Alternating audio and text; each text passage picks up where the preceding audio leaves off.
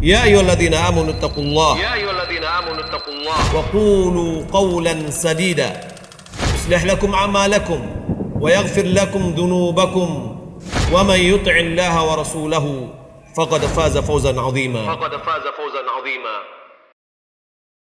Aisyah radhiyallahu taala anha meriwayatkan dari Nabi sallallahu alaihi wasallam sebagaimana diriwayatkan oleh Ibnu Hibban dalam sahihnya bahwasanya Rasulullah SAW bersabda, "Innamal a'malu bil khawatim." Sungguhnya amalan tergantung dari akhirnya.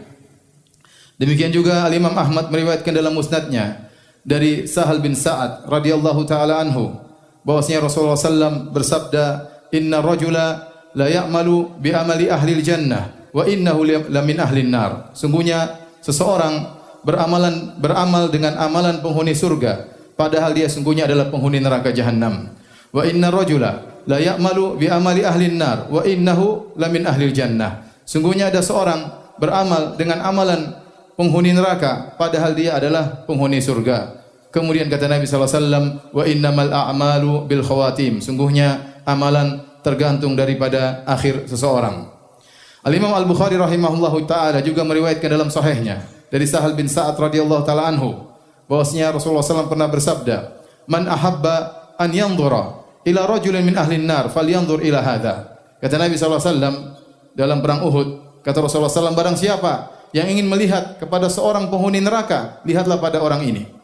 Fatabi'ahu rajulun, maka ada seorang sahabat yang mengikuti orang tersebut, padahal orang ini sangat hebat dalam bertempur, sangat hebat dalam berperang. Betapa banyak orang musyrikin tewas di tangannya. Diikuti oleh seorang sahabat. Heran mendengar sabda Nabi SAW. Kata Nabi, barang siapa yang ingin melihat penghuni neraka, lihatlah kepada orang ini. Diikuti terus. Wala yazalu ala dzalik hatta jurih. Kemudian dia bertempur dan bertempur dengan hebatnya sampai dia pun terluka. Ternyata tatkala dia terluka, dia tidak kuasa untuk menahan rasa sakitnya, maka dia pun menegakkan pedangnya, lantas dia menindihkan dadanya sehingga kemudian pedang tersebut tembus di belakangnya, maka dia pun mati dengan mati bunuh diri. Maka kemudian Nabi sallallahu alaihi wasallam bersabda, "Inna rajula la ya'malu bi amali ahli jannah fima yabdulin nas wa huwa min ahli nar." Sungguhnya seorang mengamalkan amalan penghuni surga menurut pandangan manusia, menurut yang nampak bagi manusia, tapi sungguhnya dia adalah penghuni neraka jahanam. Kemudian kata Nabi sallallahu alaihi wasallam, "Wa innamal a'malu bil khawatim." Sungguhnya amalan tergantung daripada akhirnya.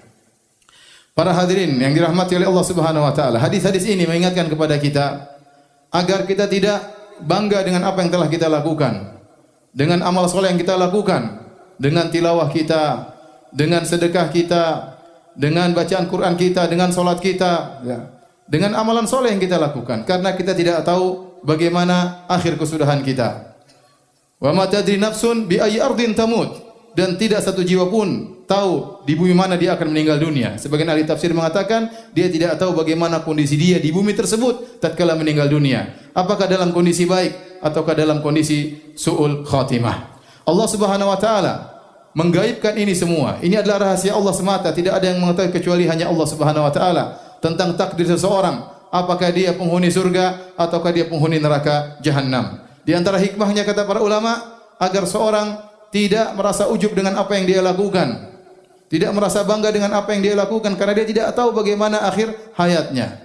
Demikian juga kalau seorang mengetahui bahwasanya dia penghuni surga, maka dia pun akhirnya menjadi sombong, kemudian dia pun jadi malas beramal karena dia sudah tahu dia penghuni surga. Sebaliknya jika seorang sudah tahu bahwasanya dia di neraka jahanam, maka dia semakin kufur, semakin berbuat kezaliman karena dia tahu akhirnya akan masuk neraka jahanam. Tetapi tatkala perkara ini semua ditutup oleh Allah Subhanahu wa taala, tidak ada yang mengetahuinya, maka setiap hamba berhati-hati dengan amal saleh yang dia lakukan. Jangan ujub, jangan bangga dengan apa yang dia lakukan dan jangan merendahkan orang lain. Bisa jadi ada seorang pelaku maksiat di hadapan dia, belum tentu akhir kehidupan pelaku maksiat tersebut buruk. Bisa jadi kemudian dia bertobat kepada Allah, kemudian Allah menganugerahkan kepadanya husnul khatimah. Oleh karenanya, Hafs, seorang salaf yang bernama Hafs berkata kepada Ibnu Mubarak, Hafs bin Humaid, qultu li Ibnu Mubarak, aku berkata kepada Ibnu Mubarak, ra'aitu rajulan yaqtulu rajulan fa waqa'a fi nafsi anni afdalu minhu. Aku melihat ada seorang lelaki membunuh seorang laki yang lain.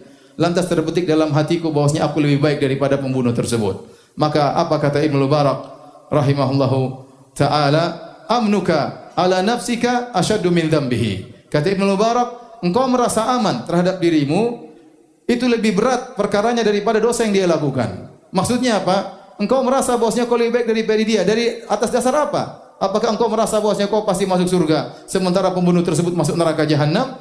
Kau tidak tahu bagaimana kesudahanmu dan kau tidak tahu bagaimana kesudahan pembunuh tersebut. Bisa jadi engkau ditutup dengan keburukan dan bisa jadi pelaku maksiat tersebut ditutup dengan kebaikan. Oleh karena seorang bagaimanapun dia beramal saleh, hendaknya dia bertakwa kepada Allah Subhanahu wa taala dan menjaga amalnya dan terus memohon kepada Allah Subhanahu wa taala agar dianugerahkan oleh Allah Subhanahu wa taala dengan husnul khatimah. Kata Nabi sallallahu alaihi wasallam, "Idza aradallahu bi 'abdihi khairan ista'malahu qabla mautihi." Jika Allah menghendaki kebaikan bagi seorang hamba, Allah gunakan dia sebelum wafatnya dia. Maka para sahabat bertanya, "Kaifa yasta'miluhu ya Rasulullah?" Bagaimana Allah menggunakannya?